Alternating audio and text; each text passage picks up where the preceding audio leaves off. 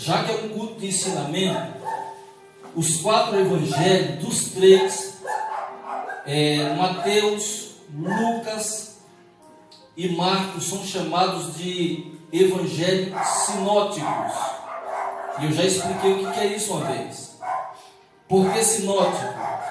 Porque eles falam de maneiras iguais. A narrativa, os assuntos, as histórias são as mesmas. Só o de João que não. Depois eu explico o porquê. Mateus capítulo 12. E nós iremos ler do versículo 22 ao versículo 32. Você pode escolher o tema, você pode escolher o pecado imperdoável. Será que tem algum tipo de pecado imperdoável? Será que tem, irmãos? Vamos lá. Quantos acham que tem? Levanta a mão. Imperdoável, que não tem perdão. E quantos acham que não tem? Levanta a mão. O Celinho acha que todo pecado tem perdão. Pronto, o Celinho, ele foi o último da turma. Tá, então vamos lá. Ou você pode usar também como blasfêmia contra o Espírito Santo, que eu já vi um monte de... Até hoje é uma incógnita dentro das igrejas. Olha, irmãos, você não pode blasfemar contra o Espírito Santo. Então lhe trouxeram um endemoniado, cego e mudo, e ele o curou, passando o mudo a falar e a ver. E toda a multidão se admirava e dizia: é este porventura o filho de Davi? Mas os fariseus, ouvindo isto, murmuravam: este não expele demônios, senão pelo poder de Beelzebul, maioral dos demônios. Só dando uma paradinha aqui. Baal-zebub e Beelzebul são os mesmos. Era um deus dos cananeus ou filisteus, chamado príncipe das moscas. Amém? Então Beelzebul e Baal-zebub é a mesma coisa. Você vai ver no Velho Testamento muitas pronúncias como Baal-zebub, ou se não Beelzebul. Na mitologia, isso não está na Bíblia, mas diz que esse maioral dos demônios, ele é o da hierarquia, ele é o quarto. Ele só perde mesmo para Satanás. Não está na Bíblia, irmão, tá? Que é para nós não entrar no dilema. Isso aí é na mitologia e nas histórias. Nós vamos encontrar geralmente no livro de Flávio Josefo, que nas guerras judaicas é que nós vamos aprender essa parte. Baal-zebub ou Beelzebul é o mesmo demônio, é o chefe, maioral dos demônios. Jesus, porém, conhecendo-lhe os pensamentos, disse: todo reino dividido contra si mesmo ficará deserto, e toda cidade ou casa dividida contra si mesma não subsistirá. Se Satanás espere a Satanás, dividido está contra si mesmo. Como, pois, subsistirá o seu reino? E se eu expulso o demônio por Beelzebul ou Baal-zebub, por quem os expulsam vossos filhos? Por isso, eles mesmos serão os vossos juízes. Se, porém, eu expulso o demônio pelo Espírito de Deus, certamente é chegado o reino de Deus sobre vós. Diz amém? Amém. Ou como pode alguém entrar na casa de um valente e roubar-lhe os bens, sem primeiro amarrá-lo? E então lhe saqueará a casa. Quem não é por mim, é contra mim. E quem comigo não ajunta, espalha. Por isso vos declaro: todo pecado e blasfêmia será perdoados aos homens, mas a blasfêmia contra o Espírito não será perdoada. Se alguém proferir alguma palavra contra o Filho do Homem, lhe será isso perdoado. Mas se alguém falar contra o Espírito Santo, não lhe será isso perdoado, nem neste mundo, nem no porvir. Amém? Só até aqui, irmãos. Vamos lá. Só tomar um pouquinho de água.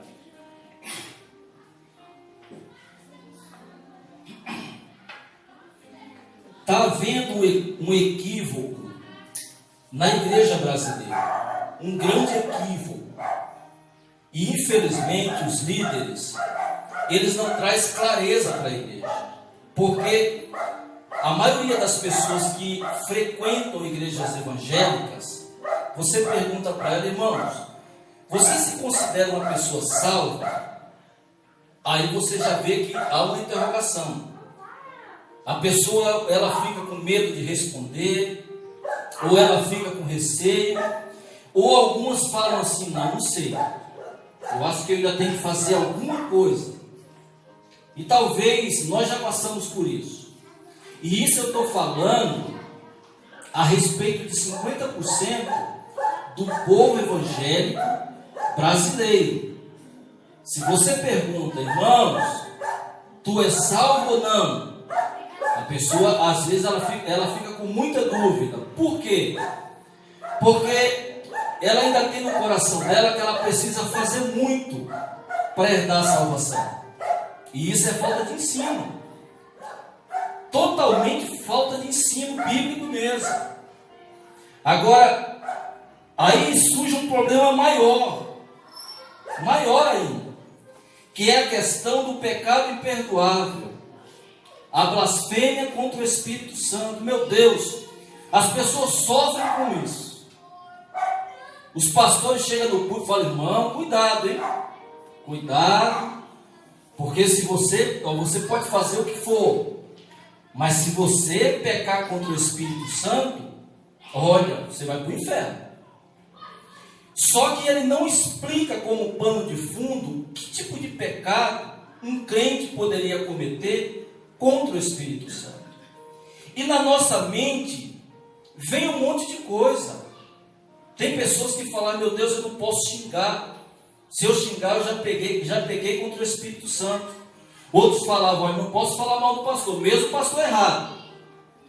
Mesmo pastor errado, cheio de erros, de pecado. Ah, se você falar contra o pastor, você está blasfemando contra o Espírito Santo. Qual de vocês não já passaram por essa dúvida? Quem passou, levante a mão. Hoje é um culto de ensino, irmãos. Sérgio, pastor Adalto, Luiz.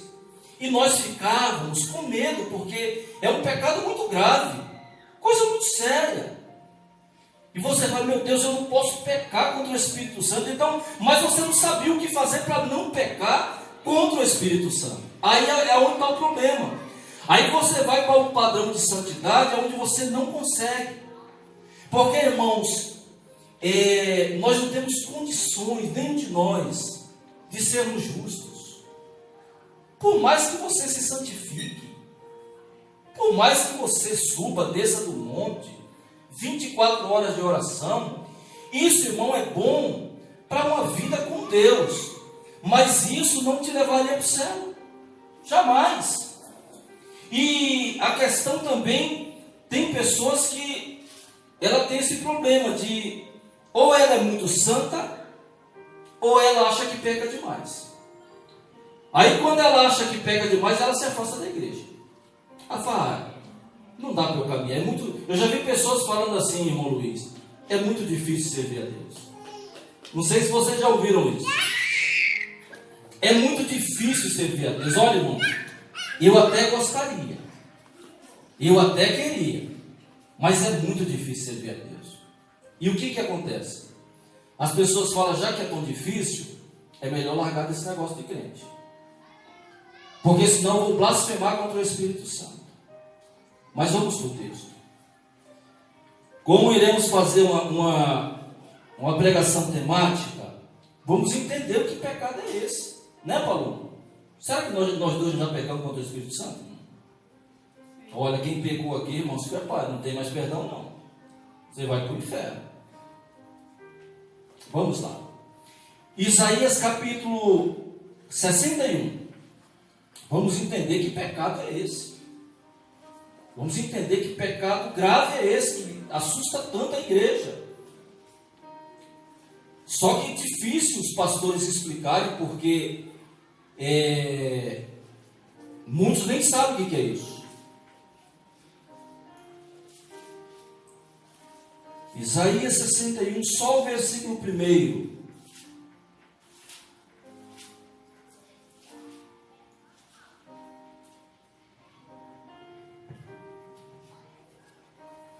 Tem como uma pessoa crente em Cristo mesmo pecar contra o Espírito Santo? Blasfemar contra o Espírito Santo? Sim. Vamos lá. O Espírito do Senhor Deus está sobre mim, porque o Senhor me ungiu para pregar boas novas aos quebrantados. Enviou-me a curar os quebrantados de coração, a proclamar libertação aos cativos e a pôr em liberdade os algemados. Espírito Santo está sobre quem aqui? Vamos lá. Irmão, é um culto de ensinamento. Desconta do pastor depois, você vai ter 5 minutinhos para você responder, perguntar e responder o que quiser. Está sobre quem? Sobre nós. Vamos lá. Isso é uma profecia messiânica. Espírito Santo está sobre mim, está sobre Cristo. E sobre o ungido. Sobre Jesus, não é sobre mim. É sobre Cristo. Nós temos que ver para quem que é a profecia. É para Jesus, não é para mim. Houve até um erro quando nós congregávamos na Renovo, porque aqui a maioria da Renovo eu posso falar isso, né, irmão? Não vou falar mal da igreja, muito pelo contrário. Eu tenho que falar bem, porque foi lá que eu aprendi muitas coisas boas. E louvo a Deus pelos irmãos da Renovo. Mas teve um ano que nós colocamos o ano de Isaías 61. Fizemos até a camisa de Isaías 61. Só que essa profecia não era para nós. Essa profecia é para o ungido de Deus, que era Jesus, que é Jesus. E a profecia acontecia da seguinte forma, irmãos. Os profetas de antigamente não eram igual os de hoje. Os de hoje querem revelar o que não sabem. E a maioria revela o que não é de Deus. Mas na época era batata.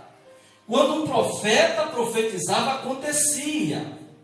Então o profeta Isaías traz essa profecia há mais ou menos 720 anos antes de Jesus, antes de Cristo. Agora iremos entender se era para Cristo ou não. Amém? Olha o erro, olha o que nós estávamos cometendo, irmão. Não chegou a ser uma como é que se fala? Quando você erra na escritura? Equívoco? Não. Heresia. Não era uma heresia porque nós estávamos dentro do texto. Mas era um equívoco. Por falta de conhecimento. Vamos lá. O Espírito do Senhor estava sobre quem? Sobre Jesus. Sobre o Messias. Isso é uma profecia que iria acontecer. E essa profecia ela acontece. Abre Lucas. Lucas capítulo 4.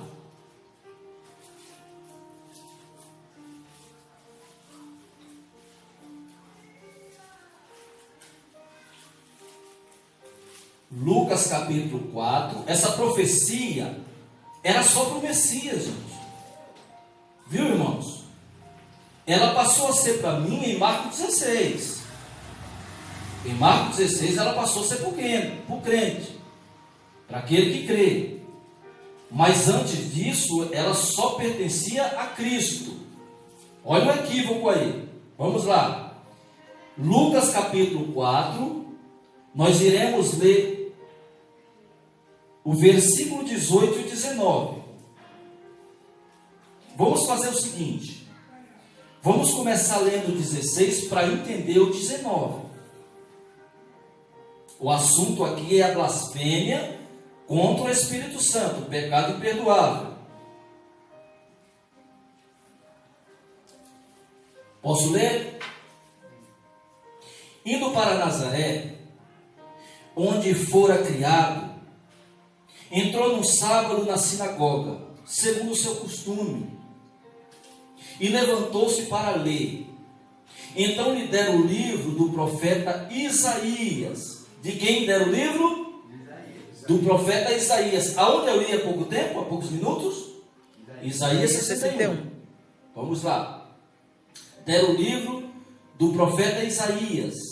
E abrindo o livro, achou o lugar onde estava escrito: o Espírito do Senhor está sobre mim, pelo que o Senhor me ungiu para evangelizar os pobres, enviou-me para proclamar libertação aos cativos e a restauração da vista aos cegos, para pôr em liberdade os oprimidos e apregoar o ano aceitável do Senhor.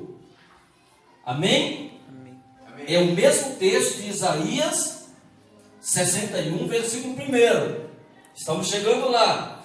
Então, quando Jesus, ele pega o pergaminho, ele abre e lê na sinagoga, ali começa o ministério dele. Essa profecia, ela se fecha ali, ela não serve mais para ninguém. Ela não vai servir, por exemplo, para nenhum profeta, para nenhuma outra pessoa que foi enviado de Deus, porque Jesus, ele está e ele estava acima de todos os profetas. E só ele tinha o direito de abrir na profecia, porque estava se cumprindo nele. Quando ele fecha essa profecia, a profecia também fecha.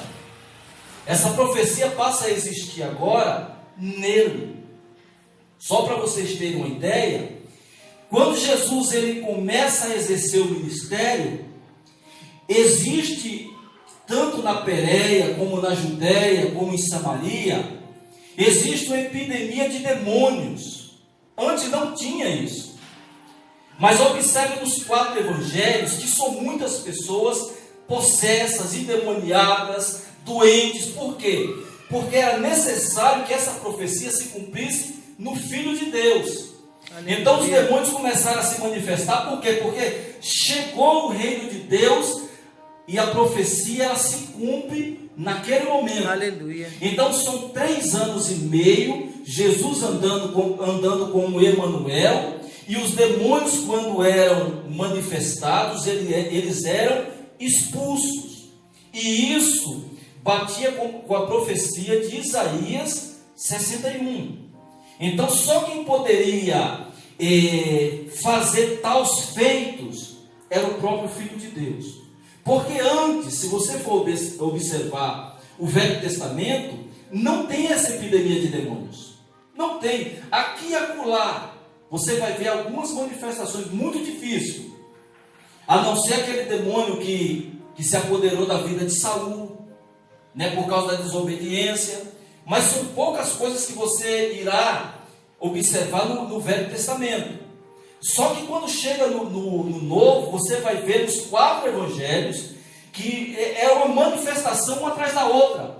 Demônios saindo das cavernas, demônios entrando nas pessoas, mas eles entravam e eles sabiam tanto que aquele homem não era uma pessoa comum, que era o Filho de Deus, que eles falavam: você já veio me atormentar antes do tempo? Eu sei quem é você. Você é filho do Altíssimo.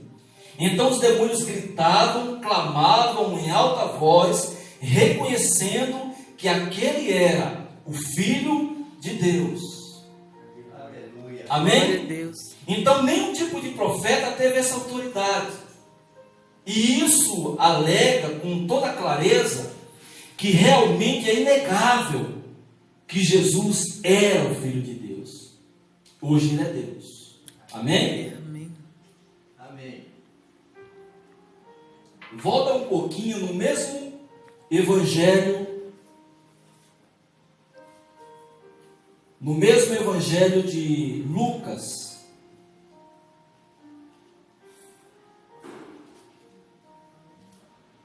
no capítulo 3, versículo 21.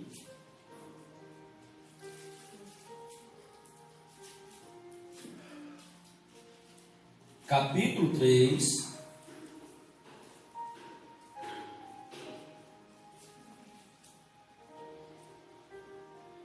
versículo 21 e 22.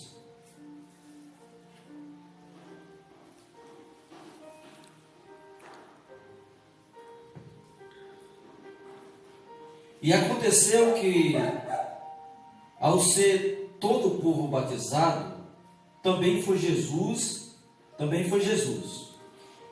E estando ele a orar, o céu se abriu, e o Espírito Santo desceu sobre ele em forma corpórea, como pomba. E ouviu-se uma voz do céu: Tu és meu filho amado, em ti me comprazo. Quem que testificava as obras de Cristo? Quem que testificava? Deus. O Espírito Santo, irmãos. Espírito Santo. Amém? Nós vamos fazer a junção dos dois textos para nós entender. No capítulo 4, versículo 18, o Espírito do Senhor está sobre quem? Sobre mim. O Espírito Santo estava sobre o Messias. Agora no versículo 21 do capítulo 3, e aconteceu que ao ser todo mundo batizado, também o foi Jesus. E estando ele a orar, o céu se abriu, e o Espírito Santo desceu sobre quem? Deus.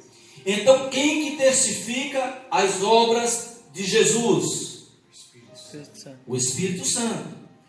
Então tudo que Jesus fez, hoje mais não, porque ele não está, hoje ele está num outro patamar, está sentado à direita de Deus Pai. Quando ele é batizado, para todo mundo saber que ele era especial, era o próprio Deus e Filho de Deus, todo mundo se batizou, não aconteceu nada. Saía da água, entrava na água, não aconteceu nada. Quando Jesus se aproxima de João Batista e desce as águas, os céus se abrem, o Espírito Santo desce sobre ele em forma corpórea de uma pomba, e quando acontece isso, os céus se abrem e o próprio Deus está falando: está vendo esse, aonde o Espírito Santo desceu? Eu quero que vocês olhem para ele, porque eu me agrado dele. Então está se cumprindo passo a passo a profecia de Isaías 61. Então quem que testificava as obras que Jesus fazia? O Espírito Santo.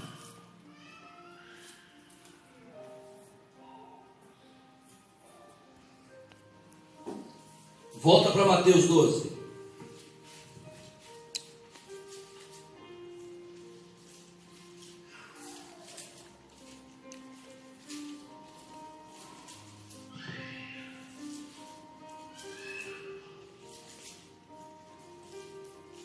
Mateus capítulo 12.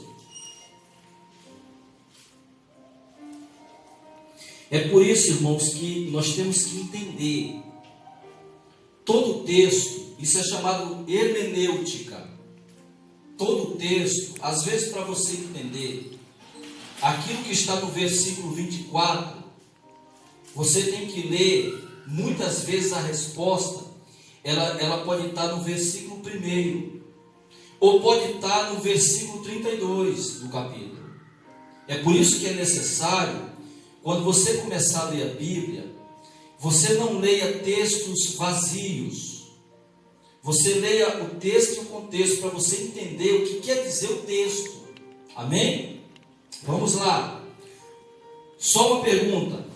Estão entendendo alguma coisa? Amém. Estão entendendo? Amém. Vamos lá.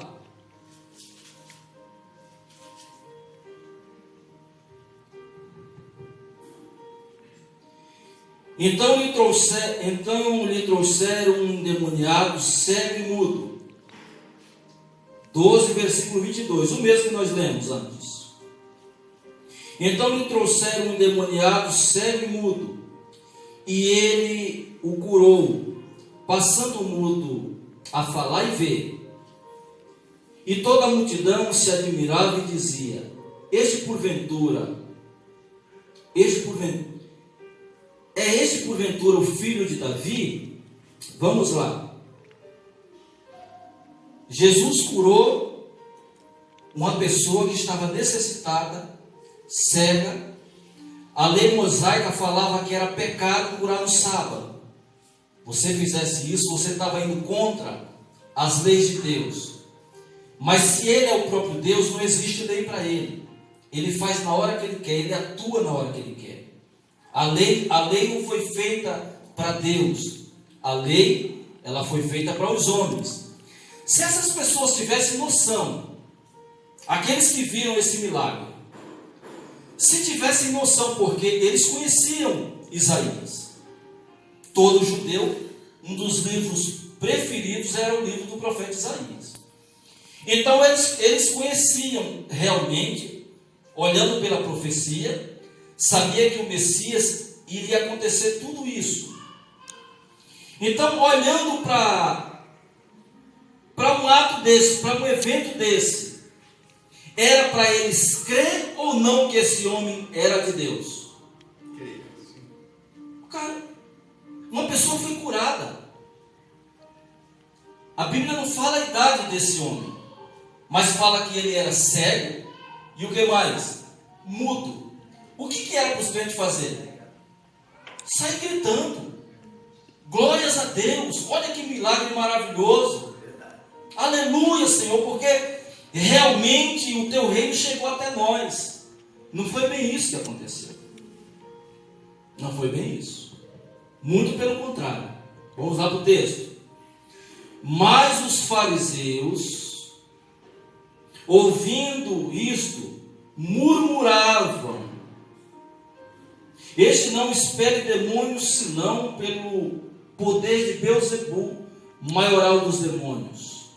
Eles creram ou deixaram a incredulidade entrar no coração deles? A incredulidade entrar no coração deles. Mais ou menos nós iremos entender o que é a blasfêmia contra o Espírito Santo. A blasfêmia contra o Espírito Santo é uma palavra chamada incredulidade. Esses homens, eles viram os milagres de Deus. Eles viram Jesus atuar. E não foi só esse milagre não, porque antes desses versículos, Jesus acabara de curar um homem das mãos mirradas. Era para ele estar dando glórias a Deus. Muito pelo contrário. Nós estamos vendo aqui dois grupos. O grupo dos indecisos. Será que ele realmente é o Messias, o filho de Davi? E um grupo daqueles que não creram, que questionaram. Então, se Jesus testifica as obras de Cristo, e ele é chamado pelos seus compatriotas, pelos seus irmãos, de endemoniado, esses homens estão indo a favor ou contra a obra de Deus? Contra. Vamos. Nós estamos acompanhando o texto, por isso que eu estou falando que tem que ler todo o texto para compreender. Versículo 25. Jesus, porém, conhecendo-lhe os pensamentos, disse: todo reino dividido contra si mesmo ficará deserto, e toda cidade ou casa dividida contra si mesma não subsistirá. Se Satanás espere a Satanás, dividido está contra si mesmo. Como, pois, subsistirá o seu reino? Se eu expulso o demônio por Beelzebu, por quem os expulsam vossos filhos? Por isso, eles mesmos serão os vossos juízes. Se, porém, eu expulso o demônio pelo Espírito de Deus, certamente é chegado o reino de Deus sobre vós. Amém? Amém. Então, estamos vendo aqui que mesmo esse povo, vendo tudo que Jesus estava fazendo, os seus atos de milagres, as suas maravilhas, esse mesmo povo viu quando o próprio Deus alegando que aquele que estava descendo o Espírito Santo era o seu filho, a qual ele tinha prazer. Mesmo assim, eles não creram. Eles não creram. Eles continuaram com o coração endurecido, incrédulo. Lembra quando Jesus ressuscita Lázaro? Acontece um fato muito interessante ali, que até hoje é uma incógnita também. Mas Jesus, antes de ressuscitar Lázaro, diz a palavra que Jesus chorou. E muitos falam que Jesus chorou por causa de Lázaro. Mas, irmão, vamos trabalhar com a mente. Vamos trabalhar com a mente. Se Jesus chorou por causa da morte de Lázaro, não tem sentido. Porque um pouquinho adiante, ele iria ressuscitar Lázaro. Mas se você observar o texto, antes da ressurreição de Lázaro, o povo estava em conflito e as palavras eram essas: se ele fez tantos milagres, por que ele não ressuscita Lázaro? A incredulidade entrou no coração do povo de Israel, de escribas, fariseus e saduceus. Então o choro de Jesus não foi por causa de Lázaro, não tem sentido, a não ser que ele não fosse mais ver a Lázaro. Aí sim teria sentido, porque quando eu perco um ente querido, eu sei que eu não vou vê-lo mais. Então o choro é natural, eu vou chorar porque eu sei que aquela pessoa que um dia eu abracei, não vou vê-la. Mas ele é Deus, ele ressuscitaria em seguida Lázaro. Glória a Deus. O que fez Jesus chorar naquele texto é o mesmo que está acontecendo nesse texto. É a incredulidade do povo. Então, uma blasfêmia contra o Espírito Santo, filhos, não é você sair xingando, pecando ou fazendo algo desse tipo. Muito pelo contrário, porque diz a palavra que todos os pecados adâmicos cometidos por nós e aqueles que nós iremos cometer, todos já estão perdoados. Aleluia. Todos. Então não fique toda hora falando: olha, Senhor, aí você erra, aí já corre para dobrar o joelho e orar. Irmão, isso é penitência. Calma. Irmão, Jesus sabe a porcaria que ele comprou na cruz. Ele sabe quem éramos nós. Então, irmão, ele sabe, não há mais nada a fazer. O plano da salvação já foi feito. Tetelestai quer dizer, está tudo consumado. Agora, aquele que não crê em Cristo, aquele que endurece o coração, aquele que é incrédulo, aquele que questiona os milagres de Deus, aí há uma grande possibilidade de não perder a salvação, de nós chegarmos a uma conclusão: ele nunca foi salvo.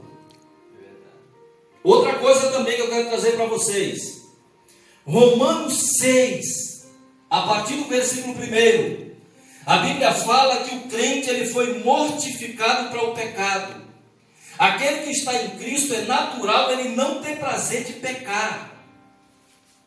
Porque senão você chegaria no culto desse e falava: então, pastor, quer dizer que eu posso fazer o que quiser? Não. Porque aqueles que estão em Cristo foram crucificados com Cristo e ressuscitaram com Cristo também. Então você não tem mais prazer no pecado. Ou você já viu algum morto pecar? Quantos já viram aqui defunto pecar? Não tem condições. Então, se você morreu com Cristo e ressurgiu com Cristo, a tua mente hoje é a mente de Cristo. Então você não vai pecar, irmãos. É natural. Então o pecado que está falando nesse texto, a blasfêmia contra o Espírito Santo, o pecado imperdoável, é chamado pecado da incredulidade. Incredulidade. Uma certa feita Jesus falou para os discípulos, tem casta de demônio que só sai no jejum e na oração. Sabe o que aconteceu ali, irmãos? Só para nós ter base do texto. Tinha um menino se escamando, caindo no chão, ele caía na água e caía no fogo. E os discípulos não conseguiram curar aquele menino. E o pai do menino chega para Jesus e fala: olha, os teus discípulos não conseguiram curar. E Jesus dá uma lapada nele. Jesus fala: raça. Jesus chama ele de raça, de víbora. E olha para os discípulos e fala: até quando eu estarei no meio de vós? E quando eles vão conversar com Jesus, por que nós não podemos curar, Senhor? Jesus fala: por causa da vossa incredulidade. Uma das coisas que atrapalha a vida de uma pessoa, não do crente, é a incredulidade. Quando entra a incredulidade no coração, a palavra não pode penetrar. Não há arrependimento de pecado para a incredulidade. Porque o incrédulo, ele acha que sempre ele está certo. Cético, questionador. Versículo 29. Ou como pode alguém entrar na casa do valente? Aqui ele está falando dele, o próprio Senhor Jesus. Ou como pode alguém entrar na casa do valente e roubar os bens sem primeiro amarrá-lo? Aqui é onde surge aquela frase: está amarrado, lembra? Surge desse texto aqui. Está amarrado em nome de Jesus. E então lhe saqueará a casa. Quem não é por mim, é contra mim. E quem comigo não ajunta, espalha. Por isso vos declaro: todo pecado e blasfêmia será perdoados aos homens, mas a blasfêmia contra o Espírito Santo não será perdoada. E aqui nós chegamos ao X da questão. Quem que testificava os milagres de Cristo? Espírito Santo. Quando você não crê em Cristo, você não crê no Espírito Santo, irmão. É muito simples. Então não fique fazendo um balaio na sua mente para saber o que é pecado contra o Espírito Santo. Com medo de errar. Ah, meu Deus, se eu errar, se eu xingar, será que esse mês eu não peguei contra o Espírito Santo? Uma pessoa remida em Cristo, que faz parte da Igreja Universal de Cristo, que ama Cristo, jamais ela pode pecar contra o Espírito Santo. Primeiro detalhe: quando você confessou a Cristo como o único e suficiente Salvador, você já foi batizado com o Espírito Santo. Outra contradição: você passa na frente das igrejas, venha hoje receber o batismo com o Espírito Santo. Quando você confessou a Cristo, automaticamente você foi selado pelo Espírito Santo. O Espírito Santo, ele mergulhou, ele lhe batizou. A palavra mergulho no grego, batismo no grego quer dizer mergulho ou mergulhar. Batismo, mergulho. Batismo com o Espírito Santo você recebe na hora que crê em Jesus Cristo. Quando você confessa com os teus lábios e crê com o teu coração. Então é impossível que um crente remido, batizado em Jesus Cristo, vai blasfemar contra o Espírito Santo. Então não há possibilidade nenhuma, mesmo que se ele vier cair, se afastar da igreja. Eu costumo falar o seguinte: aqueles que caíram e que não estão mais na igreja, fiquem em paz, irmãos. Eles vão retornar. Eles vão retornar porque eles são de Cristo. São eleitos de Cristo.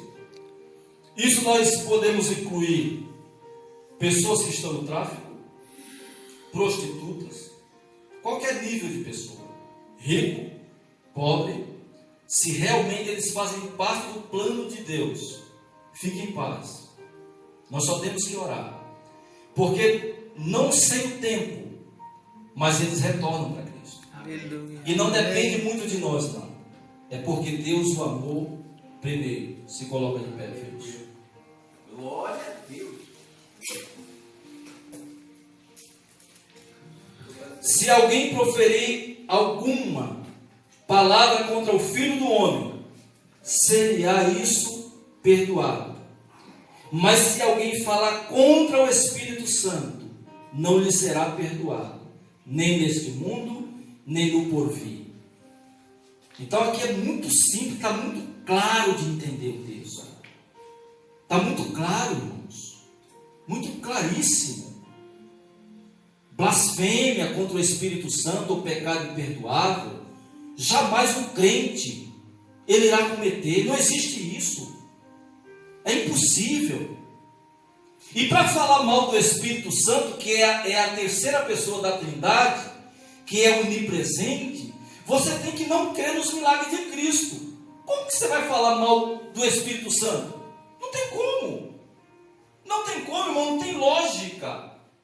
Agora, se você fala mal, se você não crê naquilo que Cristo faz, não é que você perdeu a salvação, irmão. É que a salvação nunca chegou até você. Você não sabe o que é isso. Porque se a salvação é por fé e não é por obras, então eu creio que o Espírito Santo ele habita em mim. E não é porque eu sou bom, eu sou péssimo, mas é porque Ele me selou. Ele é o penhor. É Ele. É por Ele. Amém? Amém. Amém. Adore esse Deus, querido. Glória a Deus.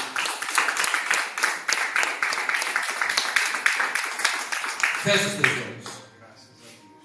Meu Senhor, sabe, Pai, nós precisamos da Tua misericórdia. Precisamos do Teu amor. Porque, meu Deus, para todas as coisas, nós dependemos do Senhor. Sabemos, papai, que o Senhor é criador de todas as coisas, as visíveis e as invisíveis também, Pai. Muito obrigado, porque nós nunca fomos merecedores. Nós não éramos capazes, ó Senhor, de alcançar o dom gratuito da salvação.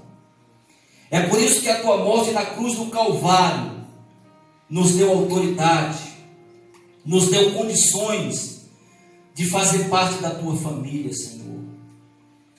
E melhor ainda, é porque, meu Deus, nós num corpo mortal, muitas vezes cometemos erros, mas nem mesmo assim o Senhor nos larga. Muito pelo contrário, Pai. O Senhor habita em nós e sabe as nossas necessidades, sabe as nossas fraquezas, as nossas debilidades. É por isso, meu Deus, que mesmo quando nós estamos tristes, abatidos, desanimados, o Senhor é a nossa fortaleza. Obrigado, Senhor, por habitar dentro de nós. Obrigado, meu Deus, porque o Senhor não habita mais em templos feitos por homens, mas o Senhor largou o Teu trono de glória para habitar dentro de nós. Obrigado, Senhor, porque sabemos que só pelo Teu poder nós temos condições de sermos justificados, santificados e glorificados. Amém. Adore esse Deus maravilhoso.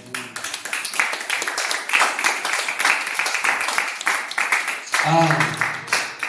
Graças a Deus. Podeis assentar, filhos.